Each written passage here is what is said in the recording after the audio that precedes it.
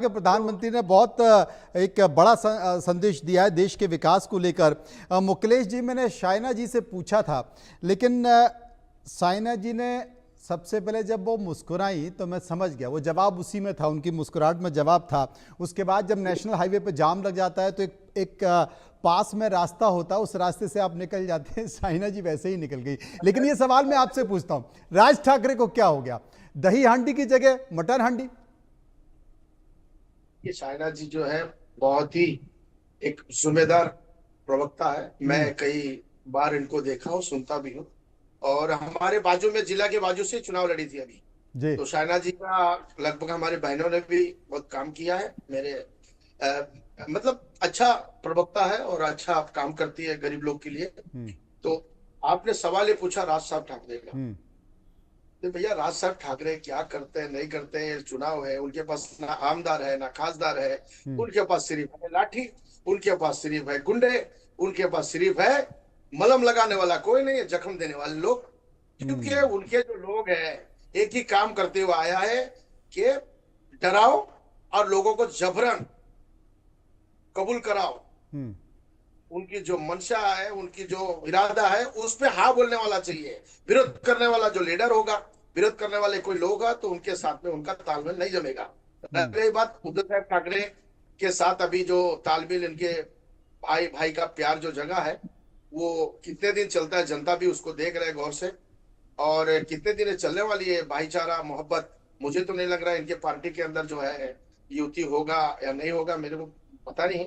लेकिन ये मुझे नहीं लगता कि इसके अंदर इनके कार्यकर्ता संजय राउत जैसे सुबह उठ के जो स्टेटमेंट देते हैं, सब लोग देखते हैं। अब तो उनसे कंटाल आने लगा लोगों को। उद्धव साहब ठाकरे के प्रवक्ता है, तो ये लोग एक साथ एक हंडी में रह नहीं सकेंगे और एक साथ रह के काम नहीं कर पाएंगे। क्योंकि वो बड़ा छोटे की जो बात आएगा ना, तो उसके अंदर राज साहब ठाकरे के जो लोग हैं वो कभी उनको स्वीकारने वाला नहीं है और उनके साथ में काम झुक के करने वाला नहीं है। क्योंकि महाराष्ट्र के अंदर उन्होंने दबंगगिरी से ही नेतागिरी किया है और दबंगगिरी वो खत्म नहीं करना चाहता है। लोगों को पता है कि राज ठाकरे साहब के कार्यकर्ता, राज ठाकरे साहब दबंग है। उद्धव साहब ठाकरे सीएम रहे, ठीक है, उनके लोग आज तो टूट के चला गया शिंदे ग्रुप में, हमारे शिंदे साहब के साथ। और कुछ बचा कुचा, आधे उधर जाओ आधे इधर आओ, बाकी मेरे पीछे आओ। अब दिल्ली में भी जाके आपने देखा कौन सा लाइन में उनको बिठाया गया था। हालांकि महाराष्ट्र के लोग तो आज भी उनका इज्जत करते हैं और बाला साहब ठाकरे के बेटे करके, और आदित्य ठाकरे की भी इज्जत करते हैं। लेकिन अभी वो अपने हाथ से ही अपने आईना अगर सामने रखोगे अपने चेहरा जैसा वैसे ही दिखेगा।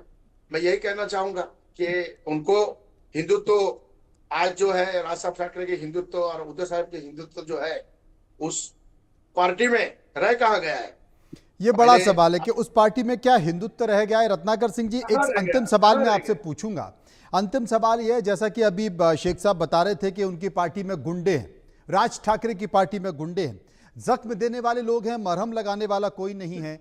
लेकिन जब गुंडे हैं और जख्म देने वाले लोग हैं तो तमाम दूसरे राज्यों से, बीजेपी शासित राज्यों से, चाहे वो उत्तर प्रदेश हो, मध्य प्रदेश हो, राजस्थान हो, इस तरह के गुंडों का इलाज मैंने देखा है, जुलूस निकाल कर किया जाता है, चल भी नहीं पाते हैं ठीक से। ऐसे लोगों का जुलूस सरकार क्यों नहीं निकाल पा रही? देखिए मनोज जी, ये राज ठाकरे का जो भाषा और प्रांत के नाम पे ये राजनीति तभी करते हैं जब बीएमसी का चुनाव सर पे होता है। और ये पहली बार नहीं कोई हुआ है। जब जब बीएमसी का चुनाव होता है तो इनका भाषा का प्रेम और प्रांत का प्रेम जो है जग जाहिर हो जाता है। क्योंकि ये जानते हैं कि अगर इस तरह की भाषा और प्रांत के नाम पे लोगों को आसानी से भावनात्मक रूप से जो है बांट सकते हैं। लेकिन महाराष्ट्र की जनता, महाराष्ट्रीय लोग इस बात को समझ चुके हैं कि जो विकास की बात नहीं करेगा, जो महाराष्ट्र की जनता के भलाई की बात नहीं करेगा, सिर्फ मारपीट की भाषा का इस्तेमाल करेगा, गुंडागर्दी करेगा, उनके कार्यकर्ता जो है गुंडागर्दी करेंगे, लोगों को मारने पीटने का काम करेंगे, तो निश्चित रूप से उनको शून्य पे सिमट के रख देंगे। और महाराष्ट्र की जनता ने उनको कोई भी चुनाव हो शून्य पे सिमट के रख भी दिया है। तो ये अपना राजनीतिक अस्तित्व जो है वो बचाने के लिए इस तरह की बातों को लेकर आते हैं। अब मटन की हांडी भाई क्यों चाहिए? आज गोकुल, आज से रात से जो है कृष्ण जन्माष्टमी शुरू हो रहा है, तो आज इतना पवित्र दिन है और महाराष्ट्र में अभी 23 अगस्त तक श्रावण मास भी है।